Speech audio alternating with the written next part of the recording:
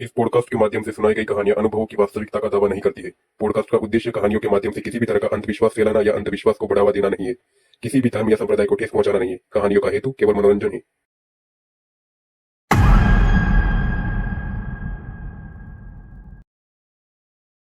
नमस्कार दोस्तों, एक बार फिर से आपका स्वागत है हमारी इस यूट्यूब चैनल रात का साथी पर। दोस्तों, कहानी की तरफ आगे बढ़ने से पहले अगर आपने हमारे इस चैनल को सब्सक्राइब ना किया हो तो प्लीज इसे सब्सक्राइब कीजिए। चलिए कहानी की तरफ आगे बढ़ते हैं। कहानी शुरू होती है रोहन से, जो एक नया नया लगा हुआ 27 साल का रेलवे इंजीनियर था। रोहन एकदम शहरी किस्म का इंसान था, जिसे सिटी की भीड़ भाड़ तेज रफ्तार जिंदगी की आदत थी। उसकी पोस्टिंग हुई थी हरदौल रेलवे फाटक नंबर 17। यह जगह बिहार और झारखंड की बॉर्डर पर आती थी, यानी यहाँ पर हरियाली तो बहुत थी मगर इंसान उतने ही कम थे। रोहन अपनी जीप लेकर वहां पहुंचा। सूरज डूब रहा था और हवा में एक अजीब सी उदास महक थी। रोहन ने अपनी जीप रोकी और जैसे ही वह दरवाजा खोला, उसे लगा जैसे जमीन पर कोई चल रहा हो, मगर उसे कुछ दिखाई नहीं दिया। फाटक लगभग 5 साल से बंद पड़ा हुआ था। उसका काम था पुराना हाथ से चलने वाला फाटक हटाकर एक फुली ऑटोमेटेड सिग्नल सिस्टम लगाना, यानी इस जगह को हमेशा के लिए बंद करना। फाटक के पास ही एक छोटी सी ईंटों वाली टूटी फूटी बिल्डिंग थी, पुराने गेटमैन का क्वार्टर और केबिन। केबिन की दीवारें कई और नमी से ढकी हुई थी। खिड़कियों पर धूल भी इतनी मोटी थी कि अंदर क्या है कुछ पता ही नहीं चल रहा था। वहां के लोकल ठेकेदार रोहन के लिए सामान रखकर गए थे। रोहन जब सामान उतार रहा था तो उसने देखा कि वो ठेकेदार अपनी जीप में ही बैठे। इंजन चालू है और वह रोहन की तरफ नहीं देख रहे थे। रोहन ने उन्हें आवाज दी, चाचा सुनते हो, इतना जल्दी में क्यों हो? जरा बैठिए, चाय पीजिए। वो ठेकेदार ने खिड़की खोली, वहां से अपना सर निकाला। उनकी आंखें डरी हुई थी। उन्होंने अपनी आवाज को बहुत धीरे किया, जैसे मानो दीवारों के भी कान हो। सर, रात में इधर उधर मत भटकना। मैं यहाँ ज्यादा देर नहीं रुक सकता, यह जगह ठीक नहीं है। रोहन मुस्कुराया। अरे क्या हो गया चाचा, अब आप भी भूतों की कहानियां सुनाएंगे क्या? चाचा ने रोहन के कान में झुककर कहा, सर मैंने अपनी आंखों से देखा है। लोग इसे, चलिए छोड़िए, रहने दीजिए, आप खामखा डर जाएंगे। इसकी कहानी मत ही पूछो तो बेहतर है। बस रात के 1:17 से पहले अंदर हो जाना। रोहन ने हंसते हुए कहा, क्या बात है चाचा, मैं यहाँ मशीनें लगाने आया हूँ, भूत पकड़ने नहीं। और 1:17 कोई लकी नंबर है क्या? चाचा ने सिर्फ गहरी सांस ली, रोहन की आंखों में देखा और बोले, मशीनें तो लग जाएगी सर, पर रात का फाटक आज भी किसी और के इशारे पर खुलता और बंद होता है। आप लॉजिकल आदमी हैं, पर यहाँ आपका लॉजिक भी काम नहीं करेगा। और इतना कहकर वह बिना पीछे देखे अपनी जीप लेकर तेजी से वहां से चले गए। रोहन ने केबिन के अंदर एंटर किया। अंदर एक अजीब सी ठंड थी, और ठंड ऐसी थी जैसे मानो कि बाहर के मौसम के साथ वो मेल ही नहीं खा रही थी। उसने महसूस किया कि केबिन के पास एक कोने से लगकर एक हल्की मीठी सी महक आ रही है, पुरानी सूखे हुए गेंदे के फूल की। यह महक इतनी हल्की थी कि रोहन ने इसे पुरानी बस्ती की महक समझकर नजरअंदाज किया। उस रात रोहन ने सोने की कोशिश तो की। रात 11 बजे उसने केबिन के बाहर किसी जानवर के खड़खड़ाने की आवाज सुनी। जब टॉर्च जलाई तो देखा वहां पर कुछ भी नहीं था, बस झाड़ियां हिल रही थी, पर वहां हवा बिल्कुल भी नहीं थी। रात के 1:17 पर रोहन अपनी डायरी में अगले दिन का प्लान लिख रहा था। घड़ी में 1:17 हुए थे और अचानक पंखा रुक गया। रोहन के सिर के ऊपर लगा हुआ पुराना पंखा धीरे से चर चर की आवाज करके रुक गया। टिमटिमाटी लाइट, पुरानी सीलिंग, लाइट टिमटिमाई, जैसे उसमें किसी ने पानी डाल दिया हो, और फिर फुस की आवाज के साथ बुझ गई। रोहन की मेज पर रखी हुई टॉर्च, जो पूरी की पूरी चार्ज थी, एक ही झटके से बंद हो गई।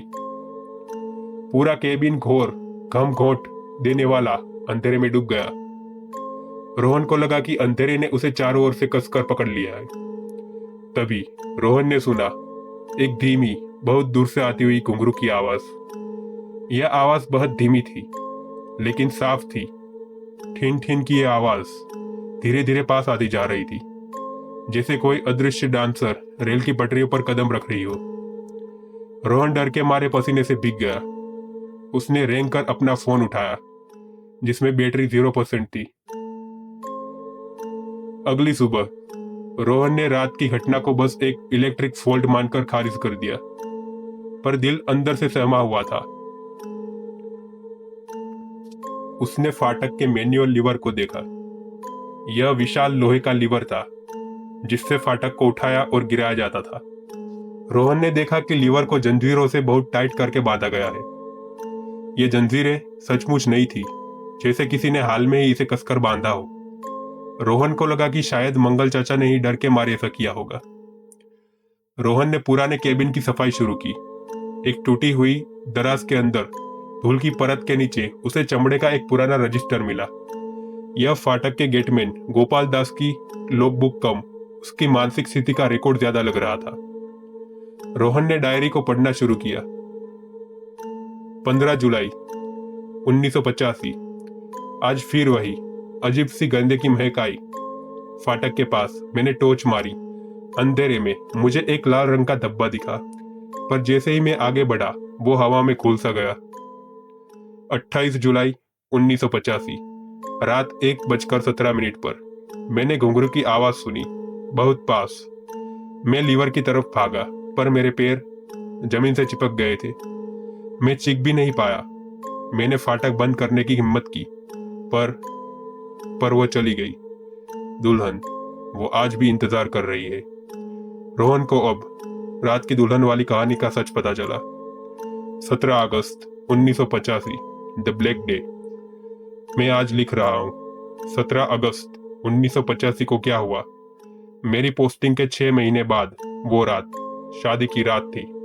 बारातियों से भरी बस पटरी पार कर रही थी। तभी सिग्नल अचानक फेल हो गया। तभी बिना किसी वार्निंग के एक मालगाड़ी आ गई। फाटक खुला था। मैंने लीवर छूने की कोशिश की, पर किसी ठंडी ताकत ने मेरे हाथ पकड़ लिए। दुल्हन वो लाल जोड़े में थी। उसकी चीखें। 50 से ज्यादा लोग पटरी पर कट गए मेरी आंखों के सामने। मैं उस रात फाटक बंद नहीं कर पाया था। दुल्हन की आत्मा उसे मुक्ति नहीं मिली। वह अब भी अपनी आखिरी ट्रेन का इंतजार कर रही है। मुझे जेल हुई, पर असली जेल मेरे दिमाग में है। रोहन के हाथ से डायरी छूट गई। उसके शरीर में डर की कंपकपी दौड़ गई।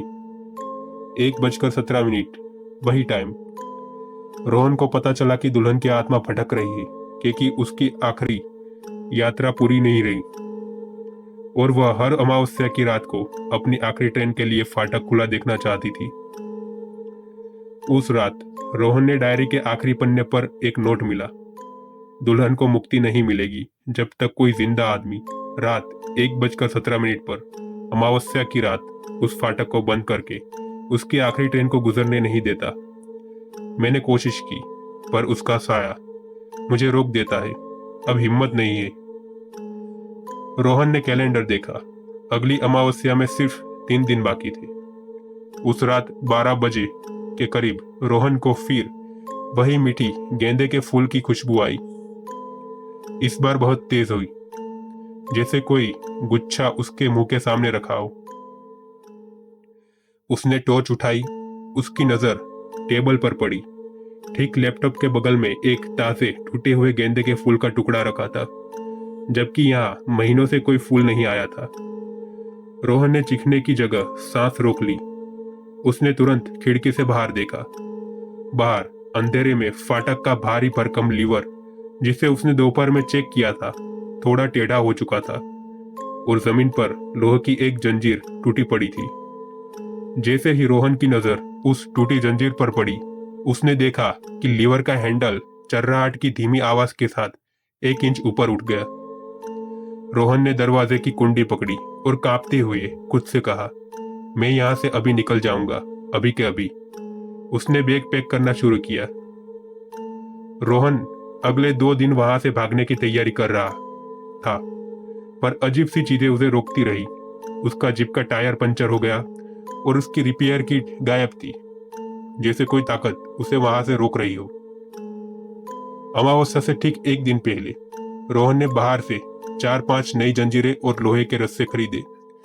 उसने फाटक के लीवर को इतनी कसकर बांधा कि अब उसे खोलने के लिए क्रेन की जरूरत पड़ती। अब तो कुछ नहीं हो सकता, ऐसा उसने अपने मन में सोचा। रात 11 बजे हवा एकदम थम सी गई। सन्नाटा इतना गहरा हो गया कि रोहन को अपने कानों में खून बहने की आवाज सुनाई देने लगी। गेंदे के फूलों की महक अब केबिन में इतनी भर गई थी कि रोहन को उल्टी आने लगी। उसने दरवाजे खिड़कियां कसकर बंद कर दिए, पर महक अंदर घुसती रही। रात 12 बजे रोहन का मोबाइल सिग्नल का और इंटरनेट अजीब तरह से कट गया। स्क्रीन पर बस सर्चिंग फॉर नेटवर्क लिखा आ रहा था। वह बाहरी दुनिया से पूरी तरह कट चुका था। रोहन ने मेज पर बैठी अपनी पुरानी अलार्म घड़ी की ओर देखा। टाइम था रात के 1 बजे। केबिन के बाहर किसी महिला के फुसफुसाने की आवाज आई।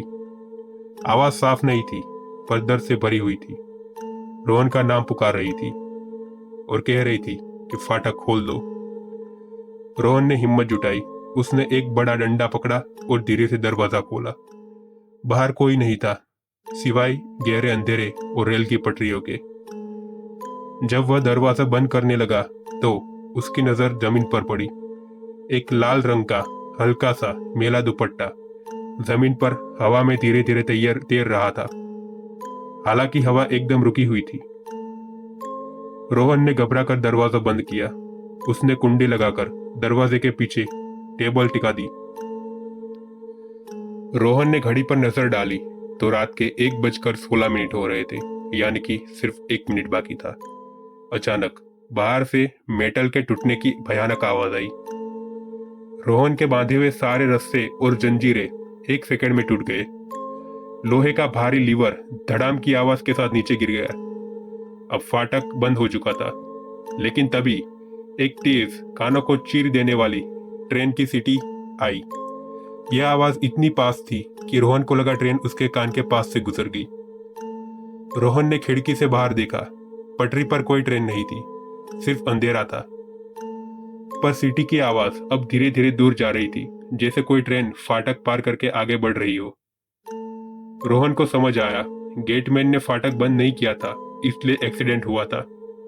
दुल्हन की आत्मा उस रात की यात्रा को पूरा नहीं कर पाई थी क्योंकि फाटक खुला था। अब रोहन ने अनजाने में फाटक बंद करके उसे रोक दिया था। तभी फाटक का लीवर जो नीचे गिरा था फिर से ऊपर उठना शुरू हो गया। जैसे ही लीवर ऊपर उठना शुरू हुआ, केबिन के अंदर की गेंदे की फूलों की महक इतनी तेज हुई कि रोहन को चक्कर आने लगा। रोहन खिड़की की तरफ दौड़ा और बाहर झांका।